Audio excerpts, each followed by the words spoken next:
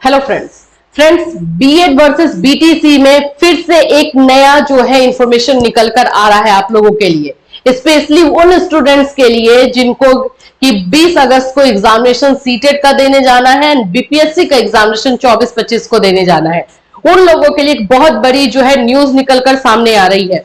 जब से supreme court ने यह फैसला सुनाया है कि पीआरटी से 125 से जो है बीएड को बाहर किया जाए, तब से पूरे देश में जो है एक आग की तरह ये बात फैली है और लोगों में, बच्चों में, बीएड अभ्यर्थियों में, जो जिन्होंने बीएड करके ज्वाइन कर लिया, उन लोगों में, जो बीएड कर रहे हैं उन लोगों में, सभी में एक गुस्सा फूट पड़ा है कि जब आप ही नियम बनाते हो, आप अपने नियम के अनुसार ही, आपके नियम के अनुसार हम बीएड कर रहे हैं, तो फिर हम 125 में क्यों नहीं होंगे। और ये बिल्कुल जायज भी है। ये बच्चे अगर मांग कर रहे हैं तो ये बिल्कुल जायज है। इसमें कहीं पर भी कोई त्रुटि या फिर ये नहीं बोल सकते हैं कि वो गलत बोल रहे हैं। कोई अभी आप देखोगे तो कोई भी सरकार का बंदा आकर के नहीं उठ करके खड़ा होकर के बोल रहा है कि हाँ ठीक है ये गलत हुआ है, इस पे हम देखेंगे। और ये सुप्रीम कोर्ट का फैसला जब आप सुनोगे, जब वो फैसला दिया गया है, सुधांशु धूलिया जी जो है ये फैसला सुना रहे थे, तो इतने कैजुअल वे में उन्होंने अपना फैसला सुना दिया है और जिसमें बता दिया है कि हाँ बाहर किया जा रहा है, हाँ ठीक है राजस्थान हाईकोर्ट के ही फैसले को रखा जाएगा। और उनको नहीं पता है कि वो 2 से 3 करोड़ लोगों का जो है पूरा लाइफ बर्बाद कर रहे हैं। तो इसमें जो है अब एक नया इंफॉर्मेशन, एक नया मोड़ निकल करके सामने आया है बीएड वर्सेस बीटीसी में। सभी लोग लगे हुए हैं, बीएड वाले कैंडिडेट लगे हुए हैं कि सुप्रीम कोर्ट के फैसले को जो है वापस लिया जाए और ये अध्यादेश ला करके, ऑर्डिनेंस लाकर किया जा सकता है। हम भी लगे हुए हैं। आप सब से बस यही है रिक्वेस्ट कि सब साथ में आइए। जो हम आंकड़ा, जो हम डेटा दिखा रहे हैं 2 से 3 करोड़ लोगों का, वो 2 से 3 करोड़ लोग में से एक भी अगर कम हो जाएगा तो वो आंकड़ा कम हो जाएगा। इसीलिए हर एक बीएड कैंडिडेट इंपॉर्टेंट है इस लड़ाई में और हम सब मिलकर के लड़ रहे हैं और ये उम्मीद करते हैं कि पॉजिटिव रिस्पॉन्स हमें मिले। चलिए बताती हूँ कि जो सीटेट के एग्जामिनेशन देने वाले बच्चे हैं और जो बीपीएससी के एग्जाम देने वाले बच्चे हैं, उन लोगों को जो है एग्जामिनेशन देने जाना है या नहीं, क्या इंफॉर्मेशन निकल करके सामने आ रही है। तो सबसे पहले तो मैं बीपीएससी की जो चेयरमैन है उनके बारे में बताऊं, अतुल प्रसाद जी, इन्होंने ट्वीट करके क्लियरली बताया है कि जो टीआरई एग्जामिनेशन होने वाला है वो अपने टाइम पर ही होगा, जिस टाइम पे एग्जामिनेशन लेना है। और इन्होंने ट्वीट में यह भी कहा है कि एग्जामिनेशन को अपने टाइम पर लेना और बीएड कैंडिडेट को 125 से डिस्क्वालीफाई करना, दो बिल्कुल अलग अलग बातें हैं। और ये जो है अभी किसी भी तरीके का डिस्क्वालिफिकेशन नहीं कर रहे हैं। जो भी 125 में एग्जामिनेशन देने वाले बच्चे हैं बीएड के, वो बिल्कुल एग्जाम दे सकते हैं जब तक कोई नया गाइडलाइन इनको नहीं मिलेगा एनसीटी की तरफ से। तब तक एज इट इज जैसे प्रोसेस चल रहा है, शिक्षक भर्ती प्रक्रिया चल रही है, वैसे ही चलेगी। इन्होंने अपने ट्वीट में ये क्लियरली कहा है।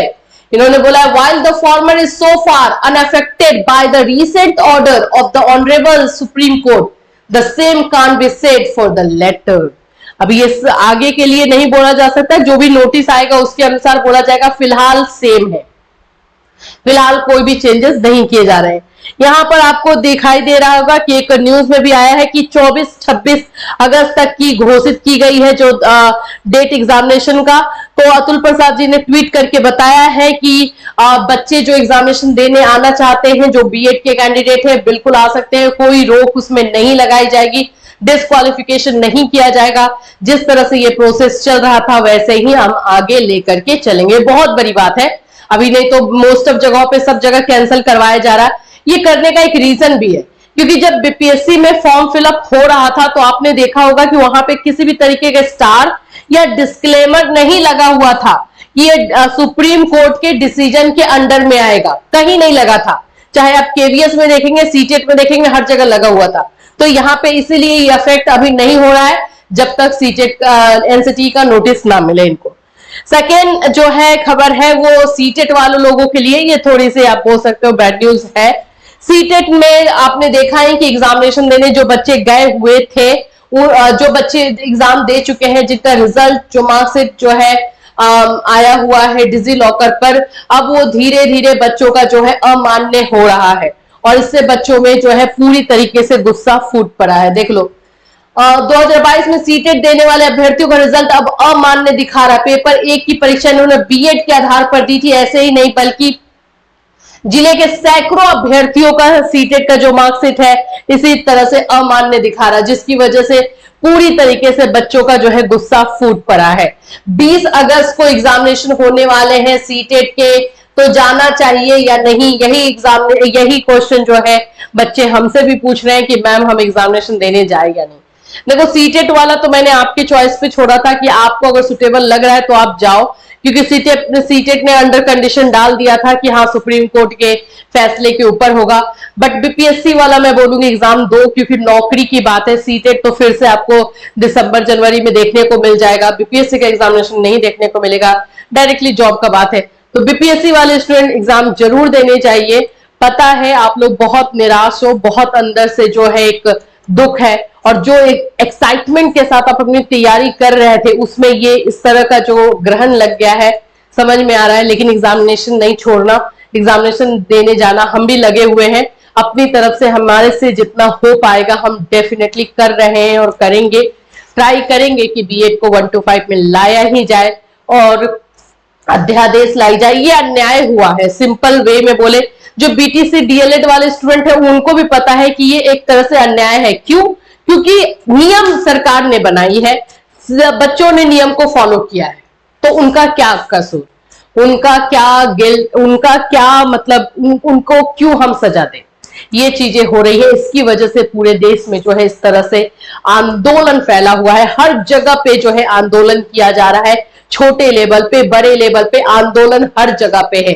किसी भी डिस्ट्रिक्ट में, किसी भी जो है स्टेट में ऐसा नहीं कि बच्चे बैठे हुए हैं, सब अपने गुस्से को जो है निकाल रहे हैं और ये आपको करते रहना होगा। शांत आपको नहीं बैठना है, अपनी बातों को रखना होगा, मिल करके सबको साथ में रखना होगा।